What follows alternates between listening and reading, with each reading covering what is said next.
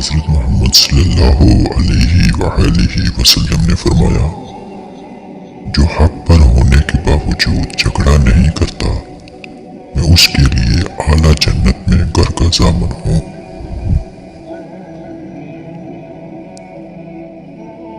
حضرت محمد صلی اللہ علیہ وآلہ وسلم نے فرمایا، اللہ تعالیٰ ایسے شخص کو اپنے عرش کے سائے میں جگہ دے گا جس نے تنہائی میں اللہ کا ذکر کیا کہ اس کے آنسو جاری ہو گئے۔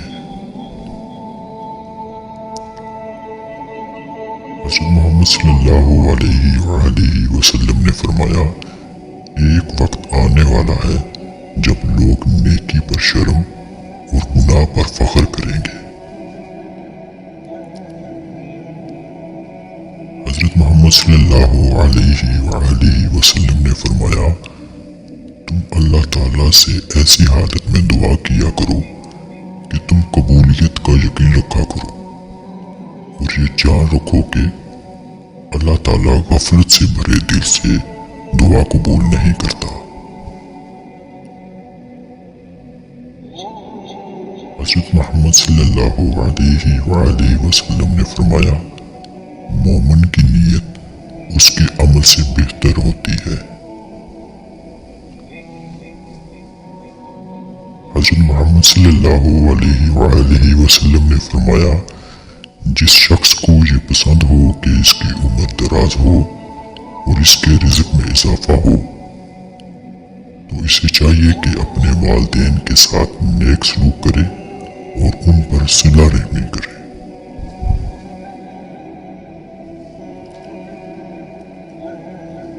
حضرت محمد صلی اللہ علیہ وآلہ وسلم نے فرمایا، قیامت کے دن میرے نزدیک ترین وہ لوگ ہوں گے جو سب سے بڑھ کر مجھ پر درود بھیجتے تھے۔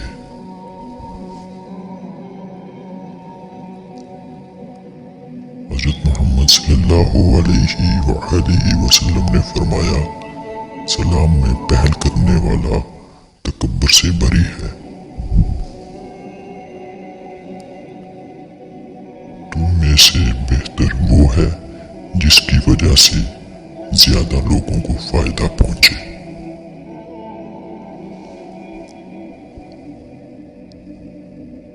حضرت محمد صلی اللہ علیہ وآلہ وسلم نے فرمایا، 3 آدمی ایسے ہیں جنہیں اللہ تعالیٰ روز قیامت دیکھے گا بھی نہیں۔ نمبر 1 والدین کا نافرمان، نمبر 2 مستقل شراب پینے والا، نمبر 3 احسان جتانے والا۔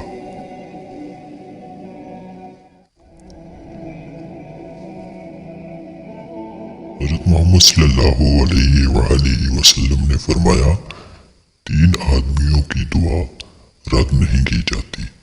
نمبر 1 عادل حکمران، نمبر 2 روزہ دار حتیٰ کہ روزہ افطار کر لے، نمبر 3 اور مظلوم۔ حضرت محمد صلی اللہ علیہ وآلہ وسلم نے فرمایا، بہترین اولاد باپردہ بیٹیاں ہیں۔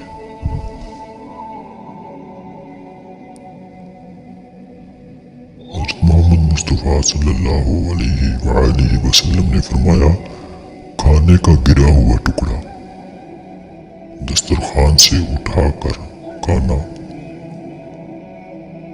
نمبر 1 اولاد میں خوبصورتی، نمبر 2 رزق میں برکت، اور نمبر 3 تکبر ختم کرتا ہے۔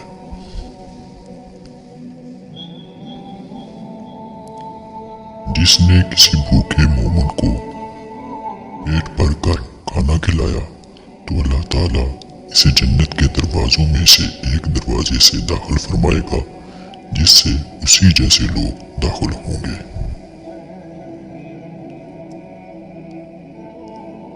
حضرت محمد صلی اللہ علیہ وآلہ وسلم نے فرمایا، صحیح معنوں میں بخیل وہ ہے جس کے سامنے میرا نام لیا جائے اور وہ مجھ پر درود نہ بھیجے۔ حضرت محمد صلی اللہ علیہ وآلہ وسلم نے فرمایا، پڑوسی کو تکلیف دینا نیکیوں کو اس طرح مٹا دیتا ہے جس طرح سورج برف کو مٹا دیتا ہے۔ حضرت محمد صلی اللہ علیہ وآلہ وسلم نے فرمایا، اللہ تعالیٰ نے تم پر ماں کی نافرمانی حرام قرار دی ہے اور والدین سے ناحق مطالبات کرنا بھی حرام قرار دیا ہے۔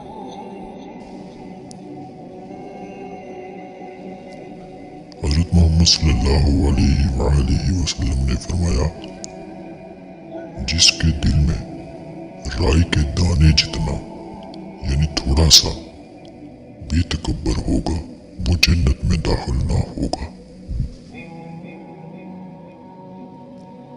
حضرت محمد صلی اللہ علیہ وآلہ وسلم نے فرمایا، جو دھوکہ دے وہ ہم میں سے نہیں ہے۔